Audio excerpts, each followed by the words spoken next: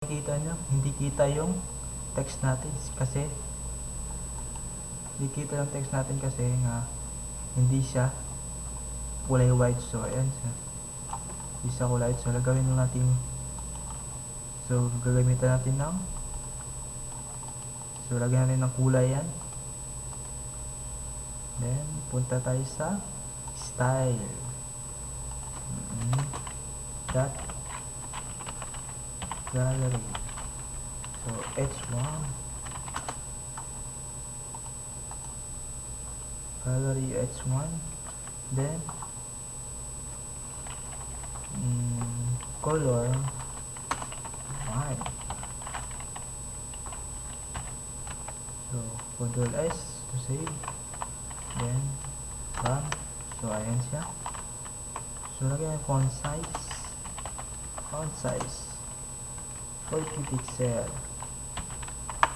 So Ctrl S. So yan, then pixel, then si gallery. So lagyan natin font family, botany MT. So kayo na bahala sa font family. So may font family, may font style, and may font style. So dalawa lang alam ko. So save, then run natin yung browser. So ayan. So lagyan natin yung border na ang table natin. So table border 1 pixel, solid white.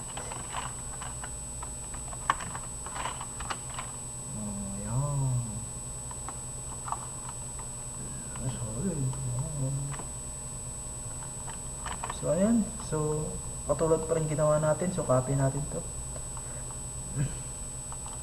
So hanggang end page ng div, Ctrl C to save, then lagay natin sa taas and save, Ctrl S to save, then F5. So mayroon na tayo, and tapos ng gallery natin. So pag pinindot natin si home, pupunta sa home, and pag pinindot natin si about, pupunta sa about. So pag pinindot natin si gallery, so pupunta sa gallery. So next, ang sunod gagawin natin dito ay si my vlog.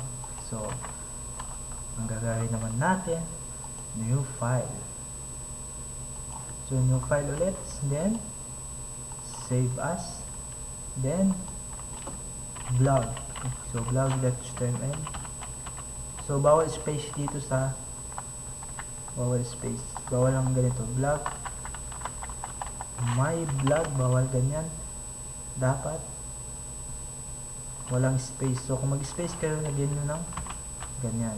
So yan lang, blog.html.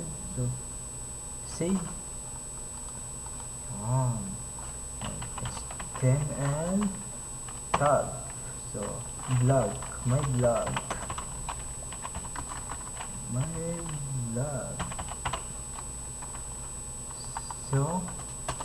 So try natin to. So ngayon ko lang susubukan to, maglagay ng video sa table. Then gawin natin ulit ng table. So table,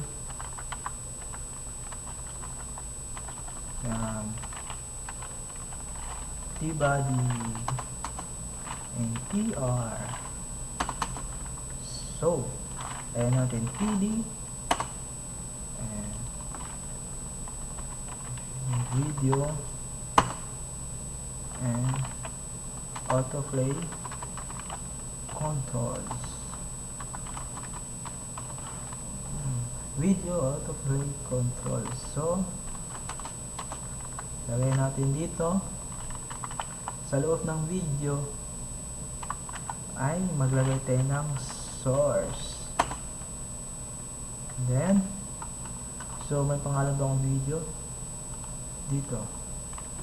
May laman ba to? Wala. So, maghanap tayo ng video. So,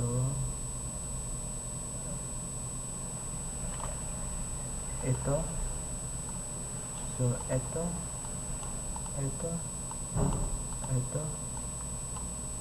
So, ayan.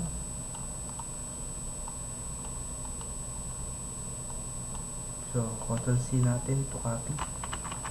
And then, hanapin natin yung folder or files natin. My picture, my portfolio. Then, video. And paste Ctrl V.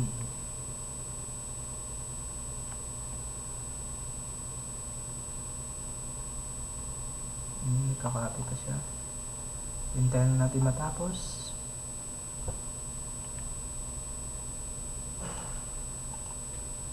So, ayan. Tapos na. So, right click lang natin. Then, copy natin yung name. And then,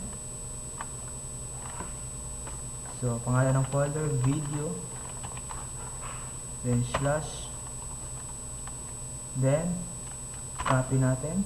So, kung nakita nyo, .mp4 then save,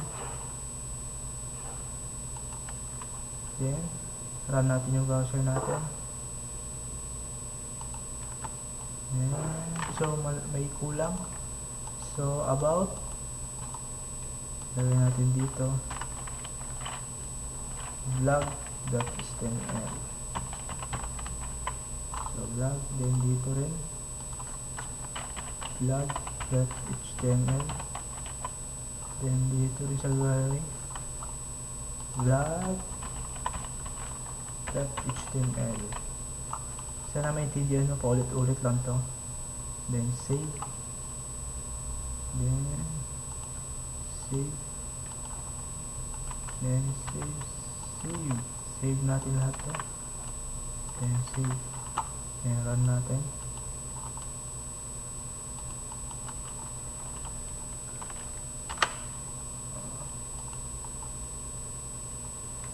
So run natin. So pag pinili natin si vlog, pupunta siya sa Option. So yun. So vlog. So ayan siya. Wow, mayroon na ako. Mayroon natin isang video. So pag pinilay natin to, magpiplay yan. So hello guys, andito na muna. So ayan. So syempre, lalagyan natin ng, so kulong pa pala dito. So video mp4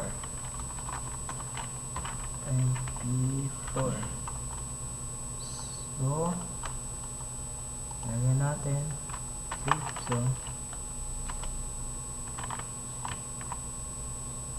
siyempre lagyan natin ng height.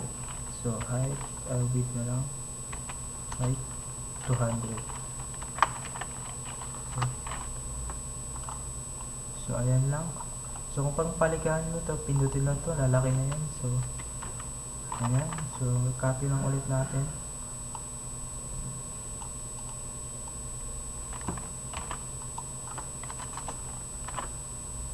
So copy ulit. So ito, copy natin ulit. So paste lang natin. Then copy ulit. So copy paste lang. Okay. So copy lang natin. So paste.